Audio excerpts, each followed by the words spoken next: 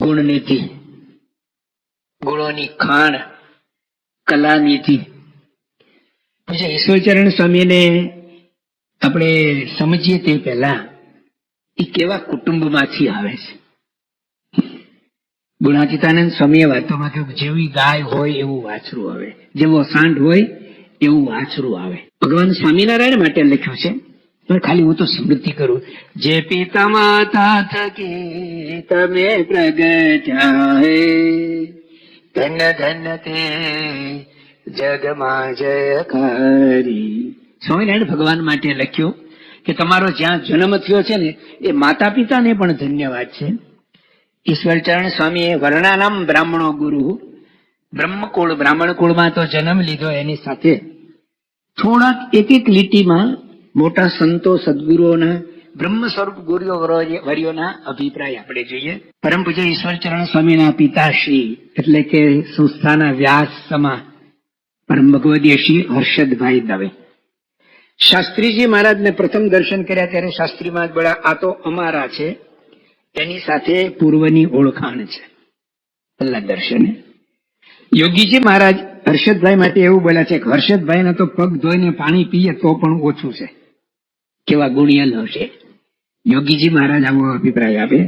પ્રમુખ સ્વામી મહારાજ કહે છે કે હર્ષદભાઈ સંસ્થાના ટ્રસ્ટીની ધણી છે. અને સંત સ્વામી એવું કે હર્ષદભાઈ દવે સંસ્થાના વ્યાસા અવતાર હતા. જેવા પર્વતભાઈ ને ગોરધનભાઈ થઈ ગયા એવા જ હર્ષદભાઈ હતા. પરમ પૂજ્ય સંત સ્વામી જ્ઞાની પુરુષ. હર્ષદભાઈ એમને બહુ જ પ્રિય. બધી એમની વાત હર્ષદભાઈ ની આપણે અત્યારે નથી કરવાની, પણ ખરેખર મહાન સ્વામી મહારાજ કહે છે કે હર્ષદભાઈ ને ઓળખવામાં ઘણા ભૂલ ખાઈ ગયા છે. તેઓ સ્પષ્ટ વક્તા હતા, આખા બોલાની, વિશેષ કરીને બ્રહ્મ પરબ્રહ્મની અક્ષર બ્રહ્મની વાત કહેવાના સંદર્ભમાં કહે છે. મહાન સ્વામી મહારાજ કહે છે તેઓ એક સદગુરુ પંક્તિના જ હતા. એ સદગુરુ પંક્તિના હતા. ડોક્ટર સ્વામી કહે છે કે મંદિર અને સંસ્થાનું એક અંગ હતા. એ બેને જુદા પાડવા એ તો ન પાડી શકીએ એવા એક અંગ હતા. પરમ પૂજ્ય કોઠારી સ્વામી કહે છે કે હર્ષદભાઈ દવે એટલે સંપ્રદાયનો જીવંત ઇતિહાસ. અને ત્યાગ વલ્લભ સ્વામી ત્યાં સુધી કહે છે કે મારા ત્યાગી જીવનમાં પગભર બનવા માટે મારો પ્રેરણા સ્ત્રોત. અને વિવેક સાગર સ્વામી એવું કહે છે કે તેમનું ઘર એટલે બ્રહ્મ જ્ઞાનનો અખાડો, ઉપનિષદ કાળના ઋષિનો આશ્રમ. આ જેટલા હું બોલ્યો ને સંત સ્વામી થી આગળ સંત સ્વામી બાપાની સિવાય બધા જ હર્ષદભાઈના ઘરે સાધુ થયા પહેલા રહ્યા છે 2, 3, 4, 6 મહિના સુધી. અને જોઈ જાણીને પછી આવા અભિપ્રાય આપે છે. પરમ પૂજ્ય ઈશ્વરચરણ સ્વામી માટે મહાન સ્વામી મહારાજ 2017 અહીં આવ્યા ત્યારે રોબિન્સવિલમાં એડિસનમાં હતા. મહાન સ્વામી મહારાજ એવું બોલ્યા હતા કે ઈશ્વરચરણ સ્વામીએ 4 સત્પુરુષને સેવ્યા છે. મહાન સ્વામી મહારાજ એવું બોલ્યા એટલે પછી આમ હસી પડ્યા. પછી તો બોલાઈ ગયું મુખમાંથી. શાસ્ત્રીજી મહારાજ, યોગીજી મહારાજ, પ્રમુખ સ્વામી મહારાજ અને મહાન સ્વામી મહારાજ 4 સદગુરુ સંતોને એમને સેવા છે. પરમ પૂજ્ય શાસ્ત્રીજી મહારાજના જયારે એમને દર્શન થયા ત્યારે એમની ઉંમર 1.5 વર્ષની હતી. શાસ્ત્રીજી મહારાજે એમના સમગ્ર શરીર ઉપર હાથ ફેરવો, વિશેષ કરીને મુખારબિંદ ઉપર હાથ ફેરવો, અતિશય વાલ કર્યું. અને જાણે હર્ષદભાઈ માટે તેઓએ કહ્યું એવું જ કંઈક હોય એવો એક આદર ભાવ પહેલા દર્શને ઈશ્વરચરણ સ્વામીને એટલે કે અરુણભાઈને શાસ્ત્રીમાના દર્શન થયા ત્યારે. પછી જેમ જેમ થોડા મોટા થતા ગયા શાસ્ત્રીમાં લગભગ દર વર્ષે મુંબઈ પધારતા. એ વખતે આપણું મંદિર ન હોય, સૂર્યનારાયણની વાડીમાં બીજી ત્રીજી વાડીઓમાં ઉતરતા. તો અરુણભાઈ નાના ત્યાં શાસ્ત્રીમાના દર્શન કરવા માટે જાય. સ્વામી બહુ હાલ કરે, હેત કરે. નિર્ગુણદાસ સ્વામી એમને પ્રસાદીની લાડુણી આપે. યોગી બાપા એમને સ્વામીની વાતો શીખવે. ઈશ્વરચરણ સ્વામીએ કહ્યું છે કે મારી ડાયરીમાં યોગી બાપાએ લખી આપેલું. નિર્ગુણ સ્વામીની સહી શાસ્ત્રી મારે પણ આશીર્વાદ લખી આપેલા. એટલે કે બહુ જ આ મહાપુરુષોના એ સાનિધ્યમાં રહી અને એમનો પ્રેમ સંપાદન કર્યો છે, આશીર્વાદ પ્રાપ્ત કર્યા છે અને એમના ખૂબ લાડકોડ એમને ઝીલ્યા છે. એકવાર લગભગ 4-4.5 વર્ષ 4 વર્ષના હશે, સારંગપુરની અંદર હર્ષદભાઈ ગયા હશે અને શાસ્ત્રીજી મારા ત્યાં હતા. એટલે એ વખતે તો સારંગપુરની અંદર બીજું કોઈ ન હોય. તો હર્ષદભાઈ તો શાસ્ત્રીમાની સાથે કે મોટેરા સંતોની સાથે કઈ બેઠા હોય ને, એ તો જે દિવસથી સંસ્થામાં આવ્યા ને એ જ દિવસથી, જેમ તમે તમારી ઓફિસે જાવ છો ને, પછી ત્યાં જઈને તમારો સમય હોય પછી શું કરો, બીજી સેકન્ડે તો કાર્યમાં તમે જોડાઈ જાઓ. એ 8 કલાક જોબ કરવાની છે. એવું નહીં કે હું ત્યાં જઈને અડધો કલાક ઠીકઠાક થાવ, એવું નહીં. એવી રીતે જે દિવસથી સંસ્થામાં પ્રવેશ કરો ને એ દિવસથી જે સંસ્થાના ઓતપ્રોત અવિભાજ્ય અંગ બની ગયા, કાર્યાન્વિત થઈ ગયા છે. એટલે નાના અરુણભાઈ એકલા રમતા હતા ને, તો નિર્ગુણ સ્વામીએ જોયું કે કોઈ સારંગપુરમાં નથી, એની જેવું નથી, એની જોડનું નથી. એકલો બાળક શું કરે, રમવાનું પણ શું હોય ત્યાં, રહેવાનું જ કઈ નહોતું, તો રહેવાની જ કોઈ વ્યવસ્થા નથી, તો બીજું રમવાનું શું હોય. એ વખતે નિર્ગુણ સ્વામીએ શાસ્ત્રીમાને કહ્યું, અરુણ એકલો ફરે છે ને, તો એને જોડ હોવી જોઈએ. હર્ષદભાઈ જ્યારથી શાસ્ત્રીમાના દર્શનથી અને સંસ્થામાં જોડાયા તેમને નક્કી કરેલું કે એક બાળક છે એ બસ છે, હવે નથી. શાસ્ત્રીમાને વાત કરી આવી, શાસ્ત્રીમાને કહ્યું હા તો હોવા જ જોઈએ ને. અને પછી એમના બીજા ભાઈ અરવિંદભાઈ નો જન્મ થયો. એમનું નામ કુટુંબીજનોએ તો અશોક રાખેલું. નિર્ગુણ સ્વામી કે શોક ના જોવે ભાઈ, હા આનંદ રાખો, એટલે કે પછી અરવિંદ રાખ્યું. કમળ તો જ રે, એને જોઈને બીજાને આનંદ થાય. તો આ એમના બાળપણની થોડીક વાત કરી. આવા સમૃદ્ધ સંસ્કારે સમૃદ્ધ એવા કુટુંબમાં એનો જન્મ થયો છે. અને પૂજ્ય વિવેક સાગર સ્વામી કહ્યું કે એનું ઘર એટલે બ્રહ્મ જ્ઞાનનો અખાડો.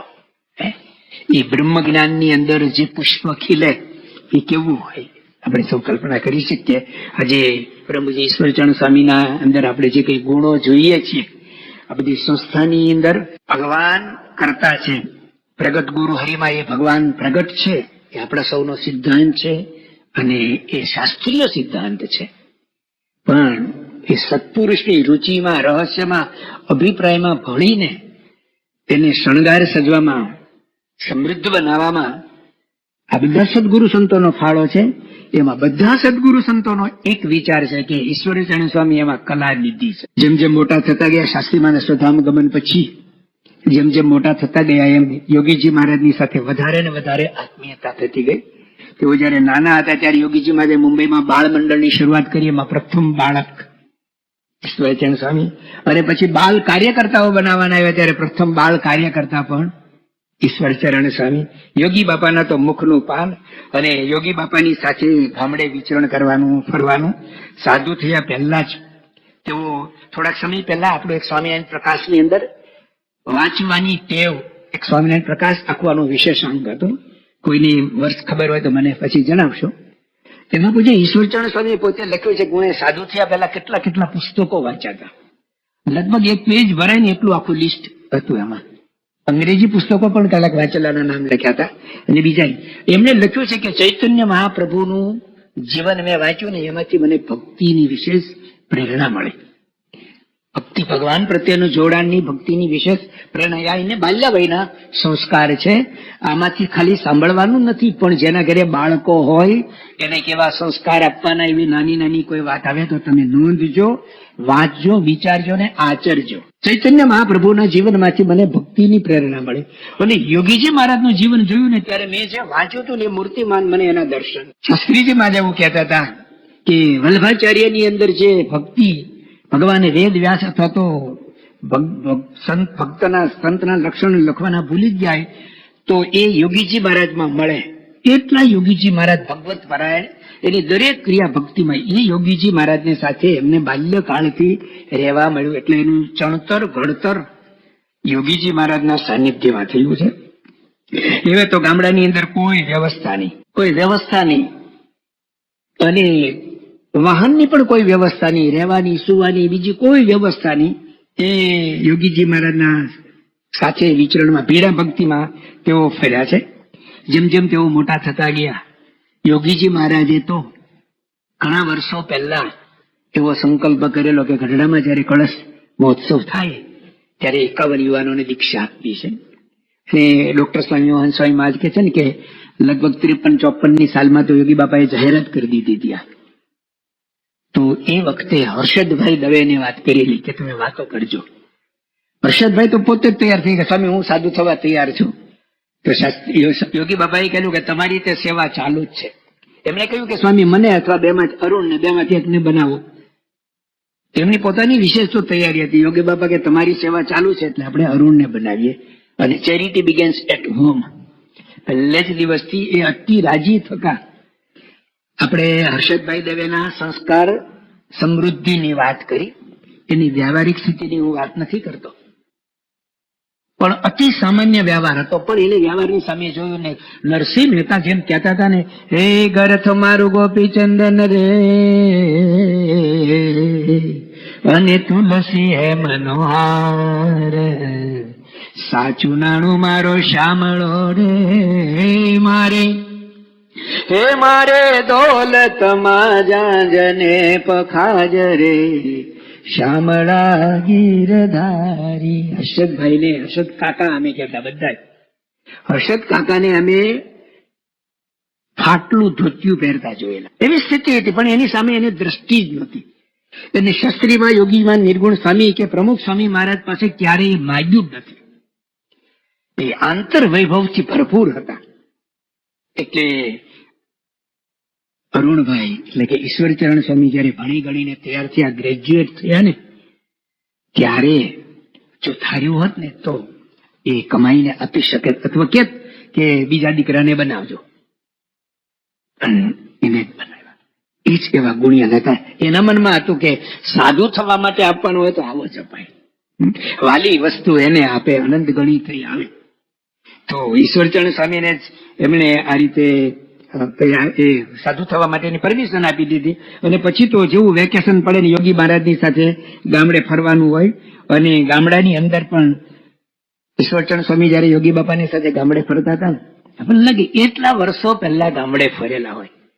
આજે તમે જયારે ઈશ્વર સ્વામી નામે કેટલાક ગુણો આમાં મારી દૃષ્ટિએ મને જે જોયા છે મેં એમને, અને એમની સાથે આટલા વર્ષો રહેવાનો લાભ મળ્યો, તો એમાં જોયું ને કે સ્મૃતિનો ઇતિહાસનો ભંડાર છે.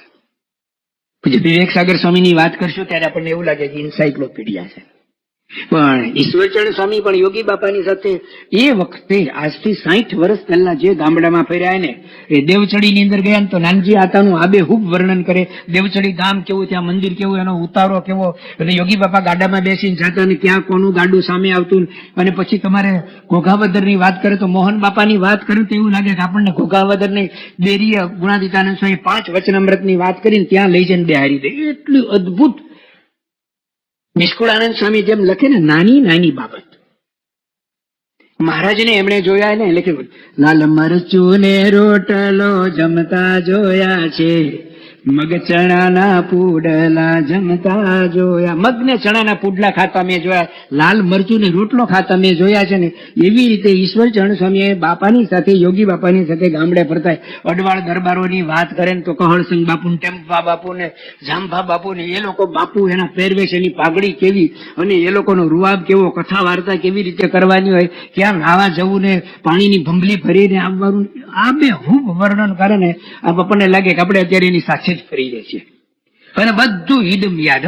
એટલે કે સ્મૃતિનો ભંડાર છે અને ખજાનાનો ઇતિહાસનો પણ ભંડાર છે. જે પ્રાંતની અંદર જયારે પણ એ વખતના ફર્યા ને, એ બધું હજી એની સ્મૃતિ પટમાં છે. એટલે કેટલું મનન કર્યું હશે, કેટલું વિચાર્યું હશે, અથવા તો પ્રગટના ચરિત્રમાં કેટલું માલ માન્યો હશે. કે એક નાની પણ ક્રિયા હોય ને, તમે આપણે એવું બોલીએ કે મુક્તાનંદ સ્વામીએ દાદાના દરબારમાં લીમડા નીચેથી એક સળી પડી ને, તો મહારાજને પૂછ્યું, મહારાજ આ શું કર્યું? હવે પાનખર ઋતુમાં લીમડા ઉપરથી પાન ને સળીઓ ન ખરે તો બીજું ખરે હું? પણ મુક્તાનંદ સ્વામી જેવા મુમુક્ષુ, એવી રીતે ઈશ્વરચરણ સ્વામી પણ યોગી બાપાની નાનામાં નાની એવી ક્રિયા એને નોંધી છે. અને પછી 60ના પ્રવાસમાં યોગી બાપા સાથે યુવકમાં ગયા. એમને રસોયા તરીકે પસંદ કર્યા. આમ તો યોગી બાપાનું એમના પ્રત્યે અસાધારણ હેત, એ હેતને કારણે જ એમને લીધા. એટલે કહ્યું કે તમે આફ્રિકા સાથે આવો ને, ત્યાં તમારે રસોઈ કરવાની. એવી રસોઈ નહોતી આવડતી, સામાન્ય થોડી આવડતી, યોગી બાપાની સાથે ફરવાને કારણે જ. અને યોગી બાપા પણ બહુ જ પ્રેમથી આમ કોઈ કુંભકાર સારું કંઈક એને આઈટમ બનાવી દે ને, અને કેમ એમાં વિશેષ ઊંટ આપે, એની કળા એમાં ઠાલવે ને, એમ યોગી બાપાએ પણ પોતાની બધી કળા જાણે એમાં ઠાલવી હોય ને, એવી રીતે સાથે રાખીને પ્રવાસમાં બીજે ને ત્રીજે સાથે રાખીને બધું એમાં આપ્યું હોય. એટલે રસોઈ પણ યોગી બાપાએ એમને શીખવાડેલી. પણ યોગી બાપાની જયારે વાત કરે ને તો યોગી બાપા ઉભડક કેવી રીતે બેસે, સાણસી કેવી રીતે પકડે, તપેલી કેવી રીતે મૂકે, અને દાંતણ કરતા ચપ ચપ અવાજ આવે ને, આપણને એવું લાગે કે આપણે ફિલ્મ જોઈએ. ફિલ્મની અંદર તમે મૂવી જોતા અને વર્ણન કરે તો તમને બે એક દેખાય. એટલું બધું સત્પુરુષને સેવી અને તદ્વત ભાવને પામી ગયા. ખરેખર મહાન સ્વામી મહારાજ કહે છે ને કે આ સદગુરુ સંતો છે ને એ બ્રહ્મરૂપ થઈ ગયા. બધા એ કહેતા નથી, બોલતા નથી, વાત સાચી છે. એટલા વર્ષથી એ અનુભવે છે ને એટલે કે છે.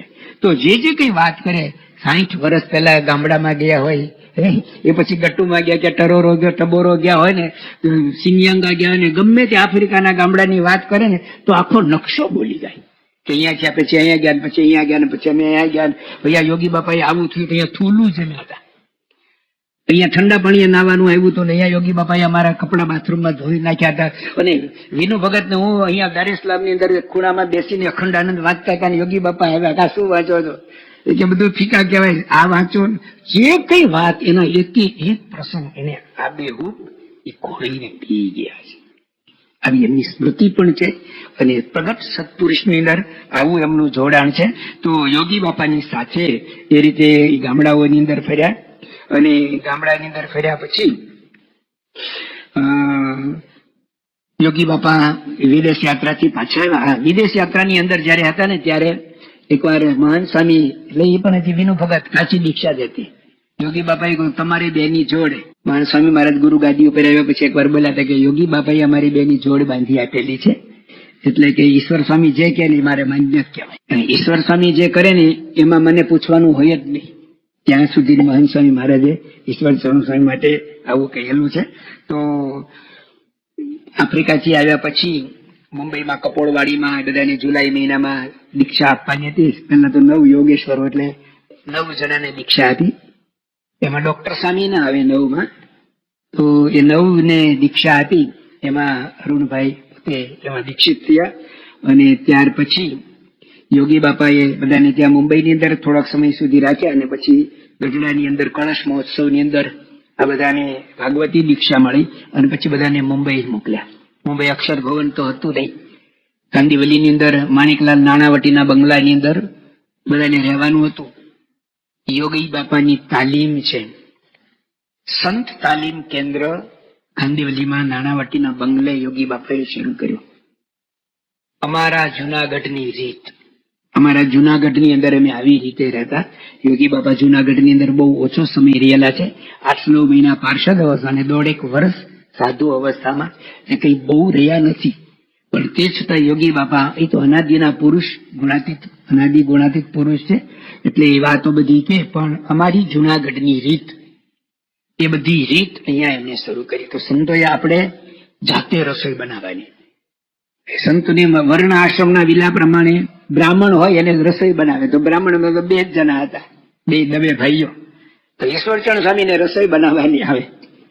ત્યાગવલ્લભ સ્વામી કહે છે હું જોડાયો એનું કારણ એક આ કે આ બધા 2 સંતો એટલી બધી મહેનત કરતા હોય અને અમે 50 જણા. અને બપોરે અમે જમવા બેસીએ ને યુવાન અવસ્થા ને 6 રોટલી, મોટી ઓલી તાવડી, ઓલા અમારી પાટલી જેવડી રોટલી 2 પડની 6 રોટલી ટમકારી દઈએ. કેટલી રોટલી વળવી પડે. અને રસોઈમાં સૌથી અઘરું હોય ને તો રોટલી જ છે. દાળ શાક તો એક સાથે 10 માણસ કે 20 માણસ ના થઈ જાય. પણ તો ત્યાગવલ્લભ સ્વામી કે ઈશ્વર સ્વામીને મેં એવી રીતે સખત મહેનત કરતા જો સવાર બપોર સાંજ 50-50 માણસની એક નાના ફ્લેટના રસોડામાં રસોઈ કરવાની હોય તો કેવી મુશ્કેલી હોય. પણ ઈશ્વરચંદ સ્વામીએ ક્યારેય એમના મુખે મેં આવો ભીડો બેઠેલો છે, હું પેલા આમ કરતો, મેં આવું કરેલું છે. બાપા પ્રમુખ સ્વામી મહારાજના ઓલામાં કે આપણે એમની સાથે સેવન કરેલા સદગુરુ સંતોના કોઈના પ્રવચનમાં ક્યારેય આપણે હું કે મેં સાંભળ્યું જ નથી. મારે તમારે આપણે બધાએ શીખવા જેવું. મેં કર્યું કે હું આમ કરતો કે એવું કોઈ દિવસ ક્યારેય જોવા મળે નહીં. તો એમણે ખૂબ આવી રીતે સેવા કરેલી છે.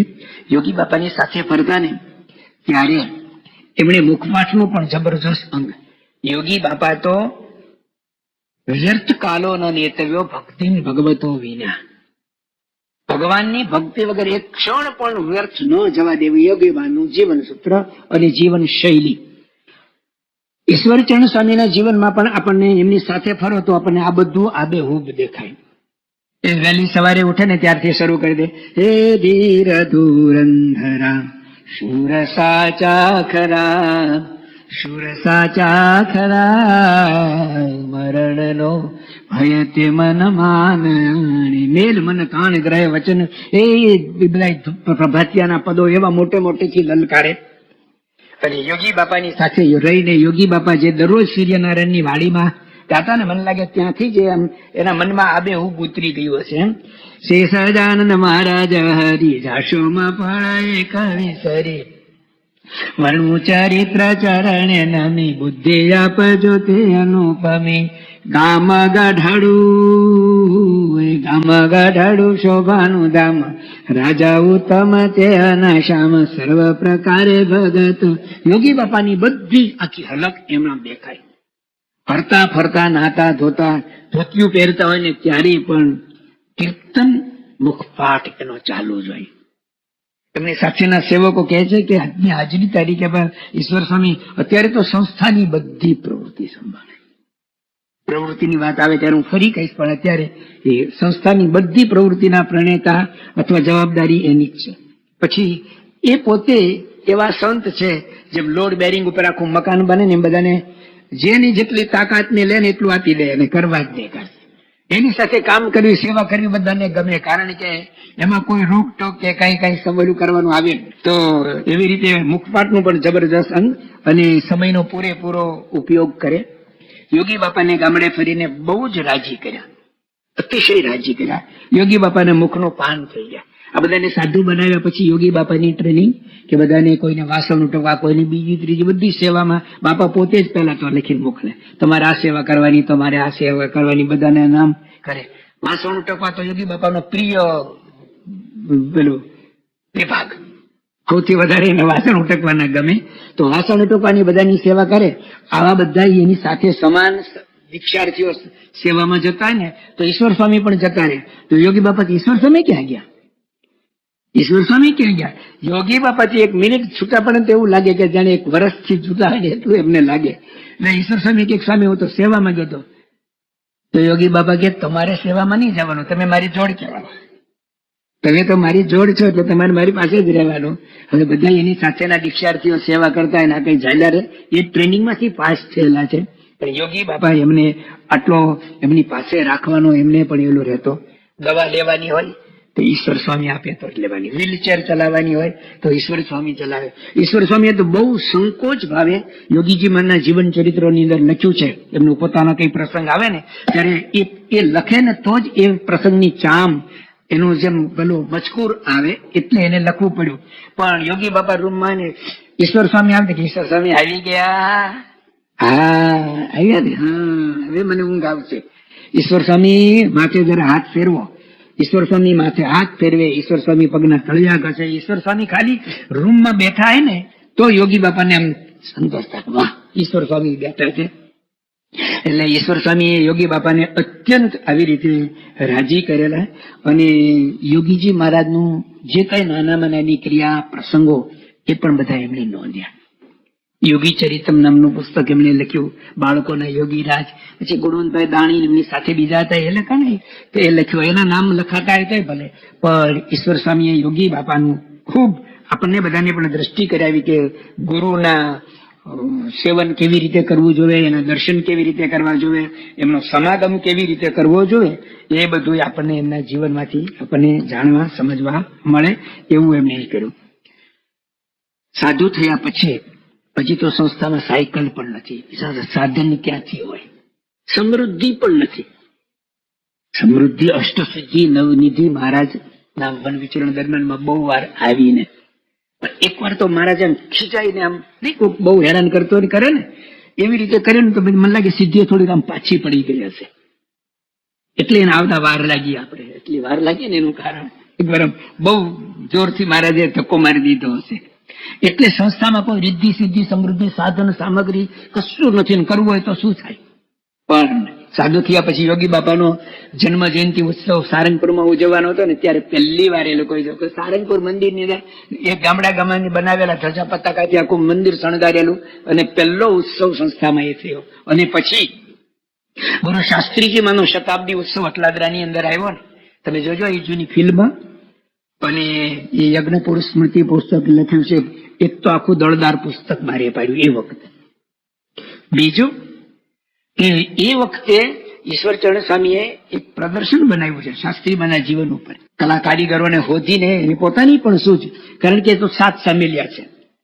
તમે એના અક્ષર જોવો ને તો આમ જોતા જ રહી જાવ, શું આર્ટિસ્ટ અક્ષર છે. ચિત્રકામ બનાવે તો એવું બનાવે, રસોઈ બનાવે તો એવી બનાવે, હિંડોળા મહાન સ્વામી મહારાજની સાથે બનાવે તો એવા ચંદ્રના વાઘા કરે ને ઠાકોરજીના તો આમ ભૂલી જાવ. બધી જ ક્રિયાની અંદર 7 સામેલિયા. કીર્તન ગાય તો એવા, કંઠ પણ એવો, બધો જ ટૂંકમાં એવું જ. એટલે એમને પોતાને પણ આ બધી સૂઝ. એટલે એને પહેલું એ શાસ્ત્રીમાની શતાબ્દી વખતે આખું આવું શું કહેવાય પ્રદર્શન બનાવ્યું. અને મહાન સ્વામી મહારાજના બીજા બધા આ સદગુરુ સંતો છે ને એ બધા એકબીજાના પૂરક છે. કોઈ એક સારી પ્રવૃત્તિ થતી તો બધા જ એમાં છે ને, અત્યારે જો આપણે એવું કેવું હોય તો અતિશયોક્તિ ન કહેવાય. 1 soul 7 bodies. એક જ આત્મા સાતે સાતમાં હોય ને, એક રુચિ, એક વિચાર, એક અભિપ્રાય, એક આચાર, બધાનું એક સરખું આચરણ, એક વિચાર, ઉચ્ચાર, બધો એક જ. એમાં કોઈ ભેદભાવ જ નહીં. 60 વર્ષથી સાથે રહે છે ને, કોઈ ઓળખી ન શકે, કોઈનામાં કોઈ પ્રકારનું કઈ જ બોલું ન મળે. તો એવા એટલે ઈશ્વર સ્વામી આવું જયારે કઈક વિચાર ના આવે ને તો બધાનું હા જ હોય તરત, નાકા તો બહુ સરસ કરો. અને એમાંથી જેને જેટલી સૂઝ આવડત હોય એટલી બધાને મદદ કરે. પણ પહેલો એ શાસ્ત્રીમાનો શતાબ્દી ઉત્સવ ઉજવાયો ત્યારે એમણે એવી રીતે એ કરેલું. એક બહુ સરસ વાત આપણને ગમે એવી કે અત્યારે આપણી સંસ્થાનો સિમ્બોલ છે. આપણે કોઈ પણ પ્રકાશન બારે પાડીએ, નાની એવી પણ બીએપીએસ સંસ્થાની કોઈ પ્રોડક્ટ હોય ને તો આપણને કેવી રીતે ખબર પડે કે આ બીએપીએસ નું છે? એ અક્ષર દેરીનો સિમ્બોલ કરનાર ઈશ્વરચરણ યોગી બાપાને નાનો એ સિમ્બોલ શાસ્ત્રીમાની શતાબ્દી પ્રસંગે આવું બતાવીને કહ્યું કે આ શું છે? યોગી બાપા તો અક્ષર દેરી આવે ને એટલે તો આમ એને તો હૈયાનો હાર કહેવાય, ખુશ થઈ જાય. પછી ઈશ્વર સ્વામી કહ્યું બાપા આ છે ને, આ અક્ષર દેરી આપણી સંસ્થાનો આપણે સિમ્બોલ આપણે કરવો છે.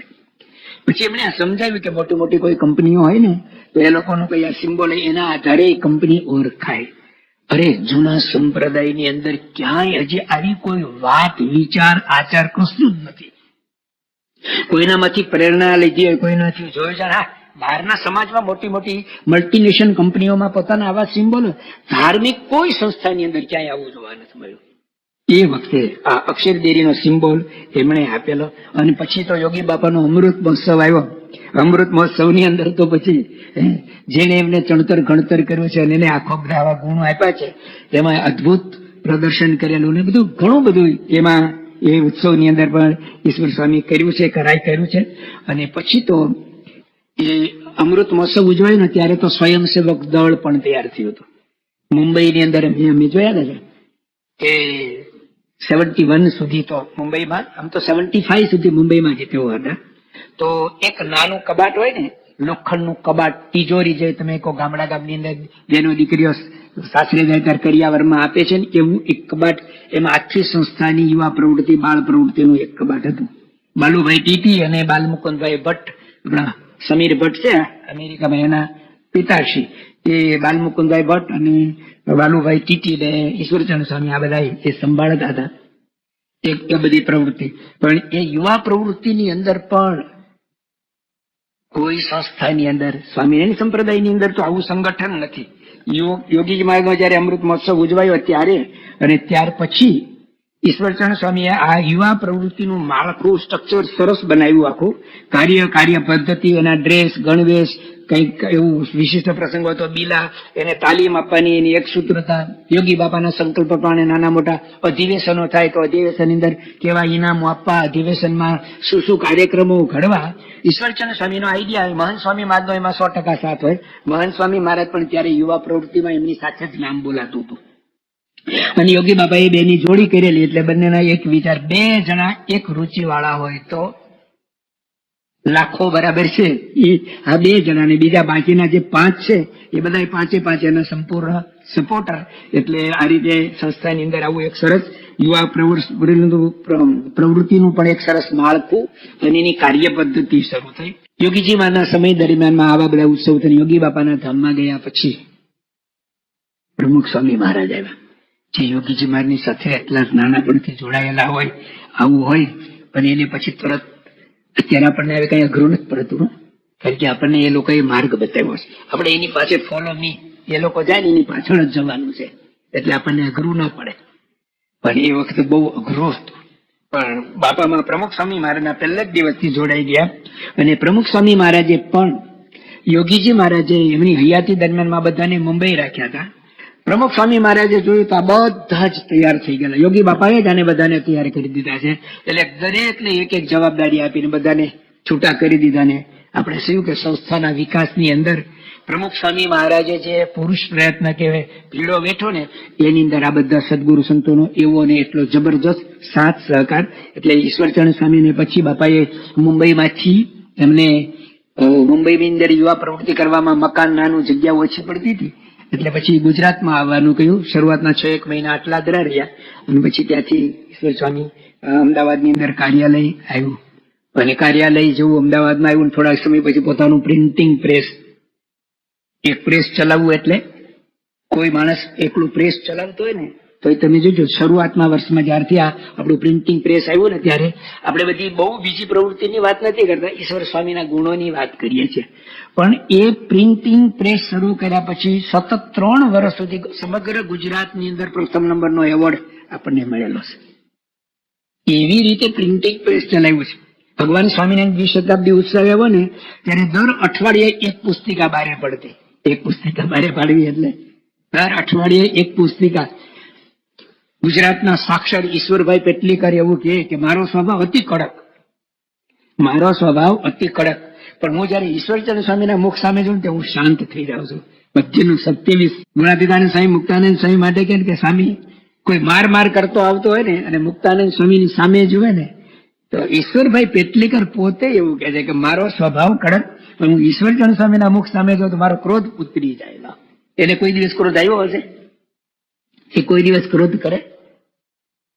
આવા ઈશ્વરચરણ સ્વામી તો એને પ્રેસની અંદર પણ અનેક પ્રકારની આઈટમોને સાહિત્યની અંદર, કારણ કે મહારાજે મધ્યના 58માં લખ્યું કે સંપ્રદાયની પુષ્ટિ સંપ્રદાયના ગ્રંથ થકી. તો સંપ્રદાયને આગળ લાવવાની અંદર જેવી રીતે મંદિરો છે ને બહારથી આપણને દેખાય કે આ મોટું એનું મંદિર છે, એવી રીતે મંદિરની અંદર આવ્યા પછી મંદિર શું છે, મંદિરનો શું લાભ છે, એ મંદિર ન બોલે, પુસ્તક બોલે. એ પુસ્તકો લખાવાનું અને જે લખતા હોય એને પ્રોત્સાહન આપવાનું કામ ઈશ્વરચરણ સ્વામીએ કર્યું. 5000 થી વધારે આઈટમ અક્ષરપીઠની અંદર બને. ઈશ્વરચરણ સ્વામી કોઈ ડિપાર્ટમેન્ટમાં માથું ના મારે, પણ જે ડિપાર્ટમેન્ટની અંદર જે કામ કરતા ને એને બધાની થાય. હું ઈશ્વર સ્વામીને એકવાર બતાવું. એટલા બધા જ ડિપાર્ટમેન્ટ વાળા એને આવે તો સમય ક્યાંથી કાઢવો કહો? એમાં ભજન ક્યાંથી બોલવા, એમાં આનિકમાં ક્યાંથી રહેવું? ચેષ્ટા ક્યારે રેકોર્ડિંગમાં મૂકીને ન બોલે. પ્રથમ શ્રી હરિદેવ ચરણે શીશ નમાવું આપણે બોલીએ છીએ ને, આપણા બધી ટેપ રેકોર્ડ બોલે છે. આટલી પ્રવૃત્તિમાં પણ એ કામ કરી શકે છે. બાપાનો જે સિદ્ધાંત છે ને એ ભગવાન કરતા એ જ કરે છે, ગુરુ જ કરે છે, બોલે નહીં, એવું અંતરથી માને છે, એટલે આવું બધું કરી શકે છે. તો પ્રિન્ટિંગ પ્રેસની અંદર પણ આવું કર્યું. તમે પ્રમુખ સ્વામી મહારાજના જીવન ચરિત્રમાંથી અથવા આપણી સંસ્થાની વેબસાઇટ ઉપરથી ભગવાન સ્વામિનારાયણ દ્વિશતાબ્દીની વિડીયો ક્લિપ જોજો. 32 ડિપાર્ટમેન્ટ એ વખતે પાડેલા છે. હજી તો સંસ્થામાં સાધુ જ નથી. આ શતાબ્દીએ 200 જવાના સાધુ બનવાના છે. તો એના પહેલા તમે હું સાધુ થયો 71 થી 81 સુધી તમે જોવો ને તો આમાં 2, આમાં 3, 4, 1, 2, 9, 5, પાછા 3 જતા રહ્યા, 2 જતા રહ્યા હોય. ટ્રેનિંગ સેન્ટર તો હતું નહીં. સાધુ નથી. સાધુ વગર આટલું મોટું ભગવાન સ્વામિનારાયણ દ્વિશતાબ્દી ઉત્સવ 37 દિવસનો આખો મોટો ઉત્સવ, અને ઉત્સવની વૈવિધતા તમે જુઓ ને એમાં પ્રોગ્રામો જુઓ, ઓહો સમગ્ર ભારત વર્ષની અંદરથી એવા નિષ્ણાતોને, વ્યાખ્યાનકારો, કલાકારો, સંગીતકારો, મ્યુઝિશિયનો, સાધુ સંતો, મહાત્માઓ, કથાકાર, પ્રવચન, આ બધાને લાવ્યું કોણ? એક સાથે નહીં, પણ મેં છૂટક છૂટક આવી બધી વાતો જયારે થતી હોય ને પછી આપણને લાગે ને કે આ બધું થયું કેવી રીતે. ડોક્ટર સાહેબ પૂછ્યું, મેં ડોક્ટર સાહેબ કે આવું કઈક આવ્યું ત્યારે સૂચન કરેલું કે આવું કરો તો સારું. એ તો ઓનેસ્ટ પુરુષ નહીં કે આવું કઈ આવ્યું ને તો મેં કીધું કે હા કરવા જેવું છે ને, આવું હોય તો સારું. કોઠારી સાહેબ કે મને બહુ ખબર નથી, પણ અમે મિટિંગમાં બધી વાત થાય ને તો કે સરસ છે કોઠારી બાબા તો યસ વાળા પુરુષ, એને તો બસ દિવ્ય દિવ્ય ને દિવ્ય. ત્યાં વડા સ્વામી કે આપણે તો સેવા નહીં હોય, આપણને તો કે આમે ખબર ને, રસોડા સંબંધી કઈ પૂછે તો યસ નો. તો કર્યો કોને? ચાલો કર્યું કોને? ડોક્ટર સ્વામી ની, કોઠારી સ્વામી ની, ત્યાગોલ સ્વામી, હા વિવેક સાગર સ્વામી અને ઈશ્વરચરણ સ્વામી છે ને, એ તો તમે કોને ડાબો જમણો હાથ જેવા. એ કઈ પણ હોય ને તો બે જણા સાથે બેસીને વિમર્શ કરતા હોય. એ લોકોની એક સેકન્ડ પણ સ્મૃતિ અથવા તો સંસ્થાની સેવા વગર ગઈ જ નથી. તમે જયારે જુઓ તો બે બાજુમાં બેઠા, આપણને હવે ગમે કે આ બે બાજુ બેઠા હોય તો સારું, કારણ કે સંસ્થાને 10 વર્ષ આગળ લઈ જશે. તો એ 81 નો ઉત્સવની બધી આપણે ઓલું જોયું તો કે હા આવું ને આટલું કાર્ય કરી શક્યા. આપણે કહીએ કે બંગાળી કારીગરો લાવીને ગેટ વગેરે બનાવ્યા, એક્ઝિબિશન બનાવ્યું, પણ બંગાળી કારીગરોમાં આવી સૂઝ હોય, એ આવું કરી શકે, એ કોને કીધું તમને? બંગાળી કારીગરોમાં આવી સૂઝ હોય, બંગાળી કારીગરોને અહીંયા બોલાવાય અને આવી રીતે કરાવાય, એ તમને કીધું કોને? તમે ક્યાંથી પ્રેરણા મેળવી? તમે ક્યારે બંગાળમાં ગયા છો? આ ઈશ્વરચરણ સ્વામીની દેણ છે. એટલે ઈશ્વરચરણ સ્વામીએ સંસ્થાના આપણી જે પ્રવૃત્તિ છે, ઉત્સવ મહોત્સવ છે ને, એને મોરછાપ મારીએ અથવા તો કે ને કે સોના ઉપર સુગંધ ભેળવી હોય ને એવું કાર્ય એમને કરેલું છે. 85 નો અક્ષર બ્રહ્મ શતાબ્દી ઉત્સવ તો અત્યાર સુધીના ઇતિહાસમાં મને નથી લાગતું કે આટલો લાંબો ઉત્સવ કોઈ ઉજવો હોય, આટલો મોટો. એની ઉત્સવ પણ કેવો હોય તો પાછો ભગવાન સ્વામિનારાયણ શતાબ્દી ઉત્સવ કરતા તો 4 ચાંદ ચડાવે એવો. એ ઉત્સવની દરમિયાનમાં પરદેશની અંદર 2 CFI ઉત્સવ ઉજવાયા. આખા અમેરિકાની અંદરથી જેટલા ભારતીયો હતા એ બધાને બોલાવીને એનું ફેલિસિટેશન કર્યું, બહુમાન કર્યું. અને બધાની કળાની, ભારત શું છે, ભારતની આંતરવૈભવ સમૃદ્ધિ કેવી છે એની આખા અમેરિકાને દર્શન કરાવ્યું. અને લાખો માણસો આવ્યા. તો એ બધામાં પણ કલાનિધિ ઈશ્વરચરણ સ્વામીનો બહુ જ મોટો ફાળો. અને હવે તો સંસ્થાની પ્રવૃત્તિ કેટલી વધી ગઈ કહેવાય, આટલા મોટા ઉત્સવ મહોત્સવો થયા એટલે. અને આપણે એક પ્રવૃત્તિ કરીએ છીએ ને, આપણે બધા સેવામાં પ્રવૃત્તિમાં જોડાઈએ છીએ, કારણ કે આપણને કીધું સેવા મુક્તિ છે. ગમ્યતા સેવા એ જ મુક્તિ છે. અને સેવા ભક્તિ છે. ભક્તિ એ સેવા સૂત્રમાંથી જ બનેલું છે. તો એ રીતે આપણે પણ સેવા પ્રવૃત્તિ કરીએ, પણ આપણે એક પ્રવૃત્તિ કરીએ ને એમાં આપણને થોડું કાંટાની જેમ કંઈક ખૂટે છે. લગભગ તો આપણે બોલતા નથી, પણ આપણે સામે વાળો, સાથે વાળો બીજી પ્રવૃત્તિ કરતો હોય એ આપણને ખૂટે. પ્રમુખ સ્વામી મહારાજ કહે છે કે ઈશ્વરચરણ સ્વામી પ્રવૃત્તિ કરી જાણે છે. પ્રવૃત્તિ કરવામાં 4 વસ્તુ નડે: મન, માન, મમત્વ અને સ્વભાવ. કોઈને પણ પ્રવૃત્તિ કરી હોય ને તો એમાં એક તો મન તો બધાનું પોતાની સાથે જ હોય, બીજું માન હોય. મન ને માનમાં એક જ આમ લખાય તો તમે એમ મન લખો કે માન લખો. એટલે મન, માન, મમત્વ. જયારે પણ આપણે કઈ પ્રવૃત્તિ કરીએ ને એટલે આપણે એમાં પછી મમત્વ બંધાય, અને કોઈક બીજું કરે તો આપણે એની સાથે ખેંચતાણ થાય. મન, માન, મમત્વ અને સ્વભાવ. ઈશ્વરચરણ સ્વામી આ 4 થી પર થઈને એના કોઈ પણ પ્રકારના ઘર્ષણમાં આવ્યા વગર સરસ પ્રવૃત્તિ કરી શક્યા છે. પ્રમુખ સ્વામી મહારાજ એકવાર એવું બોલ્યા કે 90% પ્રવૃત્તિ ઈશ્વરચરણ સ્વામીના ભારે છે. એટલે સંસ્થાની 90% પ્રવૃત્તિનો ભાર. ક્યારેય તમે એને ભારેખમ જોયા? અહીંયા કે ત્યાં, ઉત્સવમાં કે વગર ઉત્સવમાં, જ્યાં પણ તમે જુઓ ને ત્યાં જેવી રીતે પ્રમુખ સ્વામીમાં આપણા ગુરુવર્યોને જોઈએ છે ને એવા જ હળવા ફૂલ. કારણ કે યોગી બાપાએ એને ગળથુચીની અંદર, યોગી બાપાની સેવામાં રહેતા ને ત્યારે એને સૂત્રો આપેલા. દરરોજ સવારે યોગી બાપા ઉઠે ત્યારે મંગળ પ્રવચન કરતા હતા. એ મંગળ પ્રવચન પહેલા આ એમના માનસ પુત્રને યોગી બાપા ઘૂંટાવતા હતા.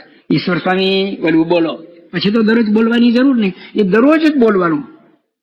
એકની એક વાત તમે દરરોજ ઘૂંટો તો આત્મસાત થાય. એક નાને સેવો નાના રહીએ જૈસી નાની દુબ. આટલી બધી પ્રવૃત્તિ 90% પ્રવૃત્તિ કરવા છતાંય મારા તમારા આપણાથી નાના થઈને રહે છે. કારણ યોગી બાપાએ એને ગણતિથીમાં ઘૂંટાયું છે કે નાને સે હો નાના રહીએ જૈસી નાની દુબ, ઘાસ પીસ સે બુડ ગયા દુબ ખૂબ કી દુબ. લોન તો એવી નેવી રે નાના હતા. બીજું દાસના દુશ્મન હરિકેદી હોય ની જેમ કરશે તેમ સુખ જ થશે. બીજું કે બધાને બ્રહ્મની મૂર્તિ સમજાવવા 6 સૂત્રો યોગી બાપા એની પાસે દરરોજ સવારમાં બોલાવતા હતા. એનું હોઠ નહોતું બોલતું, એનું હૈયું બોલે છે, એનું હવે તો જીવન બોલે છે. પેલા મનમાં આવે, પછી હાથ ઉપર આવે, પછી કાગળ ઉપર આવે ને પછી જીવનમાં આવે. ના, પેલા જીવનમાં આવે, પછી મનમાં આવે, પછી વિચાર કાગળ ઉપર આવે, એટલે પેન માંથી પછી કાગળ ઉપર આવે. પેલા મનમાં હોય ને તો જ આવે. તો એના જીવમાં જ આ સૂત્રો એવા દ્રઢ થઈ ગયા છે કે યોગી બાપાએ એને આવી રીતે રહેવાનું કે આટલી બધી પ્રવૃત્તિ કરવા, 90% પ્રવૃત્તિનો ભાર સંભાળવા છતાં પણ એમને કોઈ દિવસ હું કરું છું મારાથી થયું છે એવું બોલતા નથી, બોલ્યા નથી. પ્રમુખ સ્વામી મહારાજ એવું કહે છે કે ઈશ્વર સ્વામીનો બીજો ગુણ કે સૌને સાથે રાખીને પ્રવૃત્તિ કરે. માણસ માત્રનો એવો સ્વભાવ છે કે માય વે ઇઝ હાઈવે. હું કહું એ સાચું, માવતર મારા મા બાપ મારી ખીલી નાખે છે. ઈશ્વરચંદ્ર સ્વામી એવું લીધું કે હાઈવે ઇઝ માય વે. એની સાથેના જેટલા સંતો એમાંથી કોઈ પણ કંઈક સારું કે ને તો એ અપનાવી લે. એટલે બધાને સાથે રાખીને કામ લેવું એ તો બહુ જ અઘરું છે. પરંતુ પરમ પૂજ્ય ઈશ્વરચંદ્ર સ્વામીનો આ એક જબરજસ્ત ગુણ છે. એ કીધું ને તો 7 સાલ થઈ ગયા છે ઈશ્વરચંદ્ર સ્વામીને આટલી બધી પ્રવૃત્તિ વચ્ચે. 85 ના ઉત્સવ ઉજવાઈ ગયો, બધું ઉજવાઈ ગયું. 85 માં તો અક્ષરધામનું સ્ટ્રક્ચર તૈયાર થવા આવ્યું હતું લગભગ. પણ એની અંદર શું કરવું એના માટે બાપાએ 86 માં વર્લ્ડ ટૂરમાં બધાને મોકલ્યા. હવે આની અંદર સજાવટ કરવાની કંઈક ભરો, એવું ભરો કે ભગવાન સ્વામિનારાયણનું જેવું કાર્ય હતું ને એવું આપણે બતાવી શકાય. એના માટે બધા સંતો ગયા ફરવા. અને એ 86 વર્ષ ગયું, 87-88 દુકાળના વર્ષ આવ્યા. સંસ્થાની કેટલ કે એમને બધી બીજી ઘણી બધી પ્રવૃત્તિ સમાજ સેવાની, હવે તો સંસ્થાની કેટલી બધી આવી સામાજિક પ્રવૃત્તિઓ શરૂ થઈ ગયેલી છે. એ બધી પ્રવૃત્તિઓ મેઇન કાર્યાલય, મુખ્ય કાર્યાલયની નેજા નીચે થાય. એ બધાની વચ્ચે યોગી બાપાની શતાબ્દી ઉત્સવના અડગમ લાગવા લાગ્યા. યોગી બાપાનું જીવન ચરિત્ર હજી બારે પડ્યું નથી. કોણ લખે? સંસ્થાના વ્યાસ તો જતા રહ્યા, એ લખવાના હતા. ઘણી બધી એને તૈયારી કરી હતી, નોટો લખી રાખેલી હતી, નાની નોંધ. પણ તમે નાનો નોંધ લખેલી ને એ મને બહુ ના કામમાં આવે. તમે કયા વિચારથી એમાં શું કરેલું છે, પણ મોટો કઈ પ્રસંગ લખ્યો તો ખબર પડે હોતી. પણ હર્ષદ કાકા તો ગયા. હવે એ સમયે સંપ્રદાયની અંદર એવું કોઈ યોગીજી મહારાજની સાથે રહ્યું હોય, જોયું જાણ્યું હોય, યોગી બાપાનું જીવન જોયું જાણ્યું હોય ને લખે ને કોઈ નહોતું. અને બધાની દ્રષ્ટિ, ખાસ તો બાપાની, પ્રમુખ સ્વામી માની દ્રષ્ટિ પડી કે ઈશ્વરચંદ્ર સ્વામી યોગી બાપાનું જીવન ચરિત્ર લખે. આપણે યાદ કરીએ કે નીલકંઠ પ્રભુ જયારે લોજની અંદર હતા ને, પછી બાજુમાં ચીલ ગામમાંથી ચીભડા લાવવાના હતા. દેવા પટેલને સાથે મોકલ્યા અને 20 મણ ચીભડા હતા. તો એક ગાંસડીની અંદર 18 મણ ભર્યા અને એક ગાંસડામાં 2 મણ ભર્યા, 20 થઈ ગયા ને. 2 મણનો ગાંડો દેવા ભગતને આપ્યો અને 18 મણનો નીલકંઠ પ્રભુએ ઉપાડ્યો છે. 2 મણનો ગાંડો ઉપાડેલા દેવા ભગત થાકી ગયા. એટલે નીલકંઠ પ્રભુ કે જો ઓલો પથ્થર પાળી આવે છે ને ત્યાં ઉપર ચડી અને મારાની ઉપર મૂકી દો. એમ એક બાજુ 89 નું બાળ અધિવેશન એ આખું ભરાવાનું તો એની જવાબદારી ઈશ્વર સ્વામી છે. 90 યુવા અધિવેશન, યુવકો મારું હૃદય, એ અધિવેશનની. અને બીજું અક્ષરધામનું ઓપનિંગ થવાનું, એની સંપૂર્ણ જવાબદારી. અને યોગી શતાબ્દી ઉત્સવ કેવો ઉજવવો એ બધાની તૈયારીની વચ્ચે એમના ઉપર બીજો ભાર, 18 મણની ઉપર 2 મણનો ગાસડો, અથવા તો 2 મણની ઉપર 18 મણનો ગાસડો મૂકવાનો અને અમેરિકાનો CFI ઉત્સવ કરવાનો. એની અંદર 6 ભાગ યોગીમાના જીવન ચરિત્રના. યોગીજી મહારાજનું જીવન ચરિત્ર કેવું લખાયું છે તમે જુઓ તો યોગીજી મહારાજનો પહેલા ભાગ પ્રેમળ ધારા નંબર 2 એ વાંચી જજો કે એમને યોગી બાપા માટે કેવું ને કેટલું લખ્યું છે. ને પ્રમુખ સ્વામી મહારાજે લખેલા આશીર્વાદ. બાપા બોલે છે કે આપણે યોગી બાપાને જોયા હતા ને એના કરતા વધારે સારા આપણને ઈશ્વર સ્વામી આમાં દર્શન કરાવ્યા. આપણે યોગી બાપાની સાથે જ રહ્યા છે. આપણને એને જોયા હતા ને એના કરતા સારા યોગી બાપાને ઈશ્વરચંદ્ર સ્વામી આ પુસ્તકમાં આપણને દર્શન કરાવ્યા. યોગી બાપાનો એકે એક ગુણ, એની ખાસિયત, એની વિશેષતા, એની સેવા, ભક્તિ, સમર્પણ, દાસભાવ, દીનભાવ બધું જ ઈશ્વર સ્વામી એમાં લખ્યું. આટલી બધી પ્રવૃત્તિમાં લખવું, બોલવું એક વાત છે, અને લખવું તો એટલો બધો વિચાર કરે ને ત્યારે લખી શકાય. પરંતુ એના ઉપર એટલી બધી જવાબદારી હતી કે એ જવાબદારીમાં એ ઊંથું માચું જ ન કરી શકે. અને એમાંય અમારા સાધુઓના, જેમ કે મેં શિખરબદ્ધ મંદિરમાં રહેતો, તે આરતી ને આનિક ને થાળ માનસી ને બધાની સાથે આ બધી જે દૈનિક છે કરવાની, એ તો કરવાની જ હોય, એમાં કઈ કાપ ના મુકાય. એ બધાની વચ્ચે એમણે આ જવાબદારી પણ સંભાળી. અને એમાં એને લખ્યું છે કે મારી તો લાયકાત અથવા તો ઓલા બહારની વાત છે, યોગી બાપાને તો જીવન લખવું એ, પણ હું ગુરુ ભક્તિ માનીને પ્રમુખ સ્વામી મહારાજની મને આજ્ઞા થઈ એટલે આજ્ઞા સ્વીકારીને હું આ લખું છું અને લખ્યું. એટલે આની વચ્ચે એટલે ખરેખર. અને આની સાથે હવે આપણને આ લખાયા પછી થોડાક સમય પછી સદગુરુ નિર્ગુણદાસ સ્વામી શાસ્ત્રીના સમયથી જે બધા પત્રો પુસ્તકના કદે લખી ગણી, એ જે આફ્રિકા અંધારખંડ ઉજળો કીધો હતી, આમથી પત્રો પુસ્તકના કદે લખી 70 મણ જેટલા પત્રો લખેલા. અને બીજા કોઈ પત્રો આવો તો સંપ્રદાયની અંદર એક જ પુરુષ પાક્યો કહેવાય, નિર્ગુણદાસ સ્વામી. આપણે કોઈના પત્ર આપણી ઉપર આવે ને એ તો આપણે સાચવી રાખીએ, કોઈ નથી સાચવતું. તમારા ઘરે જૂની કેસેટ છે, સીડી મોટા ભાગે તો બધા નાખી દીધી. જૂનું ઘર થયું ને એની અંદર બધું નાખી દીધું કે આ નવા ઘરમાં કઈ જરૂર નથી. હિસ્ટ્રી કોણ સાચવે?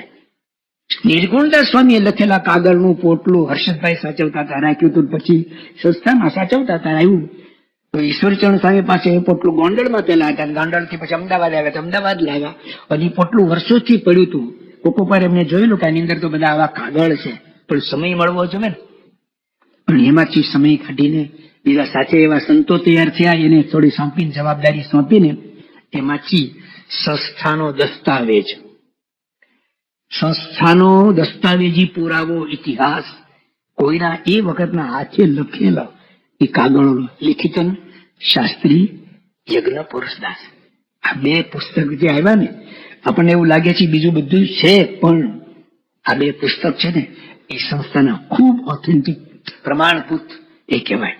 કે મેં તમને કાગળ લખેલો હોય ને એ તો મારા હાથમાંથી ગયો.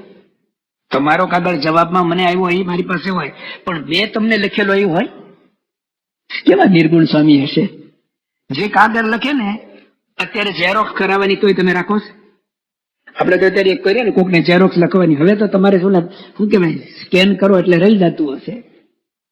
એવું નહોતું ભાઈ. 80 પાનાના 200 પાનાના કાગળ લખ્યા અને એની કોપી કરેલી એને રાખી છે. એ કાગળમાંથી આ લિખિત શાસ્ત્રી યજ્ઞ પુરુષદાસ આ રીતે પુસ્તક બહાર પડ્યું. એટલે ઈશ્વર સ્વામીએ સંસ્થાની સાહિત્યિક સેવાની અંદર પણ બહુ જ મોટો ફાળો. અત્યારે પણ આપણે આપણા સમગ્ર મંદિરોની અંદર બુક સ્ટોલ ને આમ એકદમ હર્યા ભર્યા ને મન આકર્ષણ કરે એવા બધા એના મુખ પૃષ્ઠ ને બધું જોઈએ છે ને, તો બીજી સંસ્થા કરતા આપણે કઈક જુદા જ તરી વળીએ. પછી આપણી સીડી ડીવીડી કે ઓડિયો વિડીયો કે પ્રકાશનના કોઈ પણ ભાગ લો તમે તો એની વાત કઈક જુદી જ પડે છે. એનું કારણ આ કલાનિધિ ઈશ્વરચંદ્ર સ્વામી છે. એમની સાથે જે સંતો આવા તૈયાર થયા ને એને પણ ફૂલ દોર આપે, પૂરો વિશ્વાસ મૂકે, અને એની પણ કળા જેટલી હોય એટલીને બારે લાવે. સંસ્થાનું એક નામ, સંસ્કૃતિના આધાર સ્તંભ, સંત, શાસ્ત્ર અને મંદિર. BAPS ના મંદિરો એટલે ચંદ્રકાંત સોમપુરાના બાપા, હું નામ ભૂલી ગયો, શાસ્ત્રીમાના સમયની અંદર એમણે જયારે મંદિરો બાંધ્યા ત્યારે કોઈને થયું હતું કે શાસ્ત્રી યજ્ઞ પુરુષના તો કોઈ સોમપુરાની તો એવી કઈ સહાય લેતા નથી, એનો કોઈ સોમપુરા નથી, અને આવા બધા મંદિરો બાંધે છે. પણ શાસ્ત્રીજી મહારાજનું શતાબ્દી મહોત્સવ પ્રસંગે શાસ્ત્રીમાનું જે પુસ્તક યજ્ઞ પુરુષ સ્મૃતિ પુસ્તક બહાર પડ્યું છે ને, એમાં હું નામ ભૂલી ગયો એના બાપાનું, એને લેખ લખ્યો છે, તમે વાંચજો એ લેખ. એની અંદર લખ્યું કે અમારા સોમપુરાની દ્રષ્ટિએ, ભારતીય સ્થાપત્યની દ્રષ્ટિએ BAPS સંસ્થાના બધા મંદિરો સ્થાપત્યના નમૂના રૂપ છે. દક્ષિણનું પૂર્વનું પશ્ચિમનું પૂર્વનું પદ હોય, ઉત્તરનું પદ હોય, પશ્ચિમનું પદ હોય તો એના કેવા ગર્ભગૃહ હોય, એનું માપ કેવું હોય, બધું શાસ્ત્રોક્ત છે. એવી રીતે અક્ષરધામ બન્યું. પ્રમુખ સ્વામી મહારાજની પૂર્ણ કૃપા, એમની કલા સૂઝ આવડત તો કરી, પણ એમણે ઈશ્વરચંદ્ર સ્વામીને પણ એટલા જ અંદરીનું બળદેવભાઈ તો એના બીજાનું નામ છે લખેલું, સોમપુર એના કાકા હશે. તો ઈશ્વરચંદ્ર સ્વામીએ યોગી બાપાની હાજરીમાં ભાદરાનું મંદિર થયું. પ્રમુખ સ્વામી મહારાજ પોતે ગયા છે આ પ્રસંગ કે ભાદરાનું મંદિર તૈયાર થયું ને ત્યારે મૂર્તિઓ માટે બાપાએ ઈશ્વરચંદ્ર સ્વામીને જયપુર મોકલેલા ને ભાદરાની મૂર્તિ બનીને આવી તો આખી સંસ્થામાં અદભુત મૂર્તિ, આરસની આવી મૂર્તિ ક્યાંય અત્યાર સુધી હતી નહીં. જેને હમણાં આપણી સાથે વાતો કરશે એ મંદિરની પ્રતિષ્ઠા, એક જ ખંડનું મંદિર છે ને 3 મૂર્તિ ત્યાં પધરાવેલી છે. યોગી બાપા પ્રતિષ્ઠા કરતા, સંત સ્વામી, પ્રમુખ સ્વામી મહારાજ ને બીજા જૂના સંતો બધા બેઠા. ઈશ્વરચરણ સ્વામી ગર્ભગૃહની બહારે એક ગોખલો હતો ને ત્યાં એકદમ આમ લટકાઈને દર્શન કરતા હતા. ઈશ્વર સ્વામી કે પ્રમુખ સ્વામી મહારાજે મને આવી રીતે જોયો ને તો એ પ્રતિષ્ઠાની વિધિ હતી એમાંથી થોડોક ફ્રી થયા ને બહાર આવ્યા ને તો મને હાથ ખેંચીને છેક અંદર લઈ ગયા કે આ કરવામાં તો તમારો મોટો ફાળો છે. એટલે કે એની સ્મૃતિ પ્રસંગમાં એ કહેજો કે બાપાએ પ્રમુખ સ્વામી મહારાજે જોયું કે આ કર્યું છે આને, તો એ તો એકદમ બારે જઈ અને સાવ ખૂણામાં જઈને બેસી ગયા છે. એટલે આપણા મંદિરો જે થયા એ મંદિરોની અંદર રોપકામ, સજાવટ, ગાર્ડન કે જે કઈ બધું એનું બાહ્ય આખું એ કરવા માટે ઈશ્વરચંદ્ર સ્વામીનો બહુ જ ફાળો. પ્રમુખ સ્વામી મહારાજની રુચિ બસ ઈશ્વર સ્વામીને પકડી લેવાની અને પછી એમાં સારામાં સારું કેવી રીતે થાય એ કરી બતાવવાનું. અને પછી મેં કર્યું છે એવું નહીં, મારાથી થયું છે એવું પણ નહીં, એમની ઈચ્છાથી થયું છે, એમની શક્તિથી થયું છે, એમણે જ કર્યું છે, મેં કર્યું પણ નથી, હું અંદર હતો પણ નહીં, પોતાનું અસ્તિત્વ જ નહીં. અને એવી રીતે કરવું એ એમની ખરેખર અદભુત એ છે. તો આપણા મંદિરોની અંદર જે કઈ આપણે આવું વૈવિધ્ય સભર બધું દર્શન કરી રહ્યા છે એમાં પૂજ્ય ઈશ્વરચંદ્ર સ્વામીનો બહુ મોટો ફાળો છે. થોડાક ગુણો 5 મિનિટ વધારે લઈને બોલો એના તો લગભગ બીજું બધાનું અડધે સુધી જ પહોંચાય છે. અને આપણા માટે એ જ સારું કે આપણને થોડી ભૂખડે કે શું ગુણિયલ સંતો બીએપીએ સંસ્થાના સરોવર કેવા સદગુણોથી ભરેલા છે. યોગીજી મહારાજની શતાબ્દી ચાલતી હતી ને ત્યારે પારાયણના ભાગરૂપે યોગી ચરિતમ એ પુસ્તકની પારાયણ ચાલતી હતી. યોગી ચરિતમ કોનું લખેલું છે? ઈશ્વરચંદ્ર સ્વામીનું લખેલું છે. પારાયણ બીજા કોઈ સંત કરતા હતા. તો ઈશ્વરચંદ્ર સ્વામી આટલી મોટી અક્ષરધામનું ઓપનિંગ છે, યોગી શતાબ્દી ઉત્સવ ચાલે છે, આખી સંસ્થાની પ્રવૃત્તિના એ કન્વીનિયર છે અને આગળ પણ જે કઈ નાનું મોટું કરવાનું હોય એ બધાની જવાબદારી. એક ઉત્સવ ઉજવો ને તો કેટલા બધા પ્રશ્નો આવે, દરરોજ સાંજે મોટી મીટિંગ થતી હોય, પ્રશ્નોની પરંપરા ચાલતી હોય, નવું સુધારો કરવો, આમ થયું, ધાર્યા કરતા વધારે માણસો આવી ગયા, શું કરો તમે? તો વ્યવસ્થા માટે મીટિંગો કરવાની. એમાં પણ યોગી ચરિતમની પારાયણ જયારે થતી ને ત્યારે પોતે આવી બેસી જતા, હાથમાં માળા લઈ અને બેસી જાય. એમણે જ લખેલું છે, એમણે જ યોગી બાપાને જોયેલા છે. આ એમની મુમુક્ષુતા છે. એમની સાથેના સેવકો કે છે કે એમના 2 પ્રિય ગ્રંથો પુરુષોત્તમ બોલ્યા પ્રીતે અને યોગી વાણી, એ 2 ગ્રંથની અંદર તો સૂત્રાત્મક સારામાં સારું જ લીધું છે.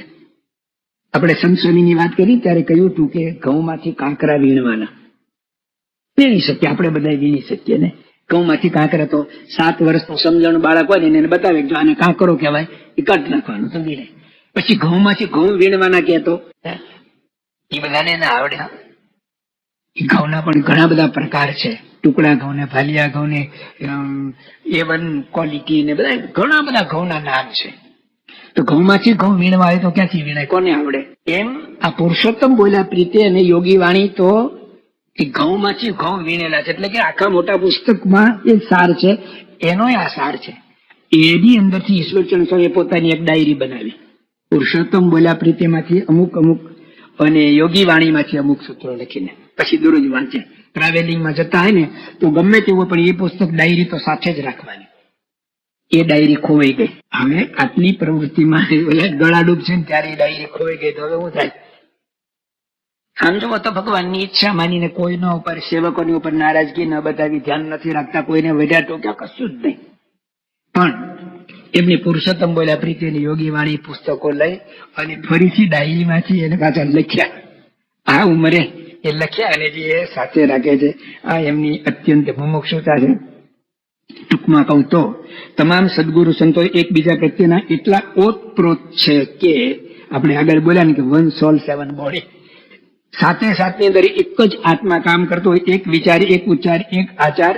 એટલે જ મહાન સ્વામી મહારાજ એડિસનમાં બોલ્યા હતા, ત્યાં રોબિન્સવિલમાં બોલ્યા હતા, અમારો સદગુરુ સંતોનો એવો સંપ છે કે દુનિયાની કોઈ તાકાત નહીં એને તોડી શકે. આ બધા સદગુરુ સંતોની અંદર પંચવર્તમાન, નિયમ, ધર્મ, આજ્ઞા, ઉપાસના અને એ બધા જે આંતરિક સાધુતાના ગુણો તો બધામાં એક સરખા છે, જેની વાત અત્યારે આપણે નથી કરતા. પણ આપણને છેલ્લે એક દિવસ સમય મળવાનો છે, ત્યારે મહાન સ્વામી મહારાજે બધા સદગુરુ માટે શું લખ્યું છે એ વાંચી અને આપણે એના પર વિચાર કરીશું. તો ખરેખર આ બધા સદગુરુ સંતો એક કરતા એક ચડિયાતા એવા ગુણિયલ છે અને એકબીજા સંતોનો એવો મહિમા પણ સમજે છે. મહાન સ્વામી મહારાજ ઈશ્વરચંદ્ર સ્વામી માટે ઘણું બધું કહે છે. મારો જીવન પ્રાણ આવી ગયો અને ઈશ્વર સ્વામીને જોઈને અત્યંત રાજી થાય, કોઠારી બાપાને જોઈને રાજી થાય, ડોક્ટર સ્વામીને જોઈને અતિ રાજી થાય, ત્યાં વલ્લભ સ્વામીને જોઈને અતિ રાજી, ઘનશ્યામ બાપા, વિવેક સાગર સ્વામીને જોઈને આમ જાણે બેટી પડે. બધાને ટૂંકમાં એવું છે. એટલે એમાંથી આપણે કોઈને 18-20 કહી શકીએ એવું નથી. એક પ્રસંગ કહીને પૂરું કરું. મહિમા દ્રષ્ટિ મહાન સ્વામી મહારાજ અત્યારે ગુરુ પદે છે. 2017 દાર ઇસ્લામમાં હતા, 17 કે 18 દાર ઇસ્લામમાં હતા. શિબિર પછી બધાને પ્રસાદ વેચાતો હતો. તો ઈશ્વરચંદ સ્વામી બધાને પ્રસાદ આપતા હતા. મહાન સ્વામી મહારાજ આમથી નીકળ્યા તો ઉભા રહી ગયા નહીં, ઉભા રહી ગયા ત્યાં દર્શન કરતા. ઈશ્વર સ્વામી તો બધાને આપતા હતા, શિબિરાર્થીઓને, અને એમાં સંતો પણ હતા. પેલા સંતોને આપતા હતા અને પછી શિબિરાર્થીઓને આપવાનું હતું. ઈશ્વરચંદ મહાન સ્વામી મહારાજે એક સંતને કહ્યું કે જાઓ તમે પ્રસાદ લઈ આવો. એ તો કે હું લઈ આવ્યો છું, બીજા ફળિયામાં લઈ આવો, બીજા ફળિયામાં લઈ આવો. એટલે પેલા સંતો ગયા, ફરી લાઈનમાં ઉભા રહ્યા અને બીજા ફળિયા ઈશ્વર સ્વામીને એમ કે આવ્યા હશે, એને નોર્મલી આપી દીધો. પછી મન સ્વામી મહારાજે જોયો ને તો મન સ્વામી મહારાજે એમાંથી પ્રસાદ લીધો કે હાશ મને પ્રસાદ મળી ગયો, કે હું લેવા જાઉં તો મને ના આપે, હાથ ધરે તો આપે, મને ના આપે. એટલે કે એક આપણા ગુરુને પણ આ સદગુરુ સંતોનો તેઓને કેટલો મહિમા છે. આપણે આ સદગુરુ સંતોને ઓળખવામાં, જોવામાં, જાણવામાં ભૂલ ન કરીએ. એક ભગવાનને પ્રાર્થના. બીજું કે એમના જે ગુણોની આપણે વાતો કરી એ ફક્ત સાંભળીએ જ નહીં, પણ આપણે પણ એમના જેવા નિર્મત્સર સદગુણે યુક્ત કેવળ એક પ્રગટ ગુરુ હરિને રાજી કરવાનું જ દાન આપણી સાથે સામે જે કોઈ હોય એની સાથે એવો સુહૃદય ભાવ, એકતા, સંસ્થાના બધા અવિભાજ્ય અંગ છે એવો મહિમા સમજીને એ લોકોએ જેમ ગુરુને રાજી કર્યા એવી રીતે આપણે પણ રાજી કરી શકીએ એ પ્રાર્થના. શ્રી સ્વામિનારાયણ ભગવાનની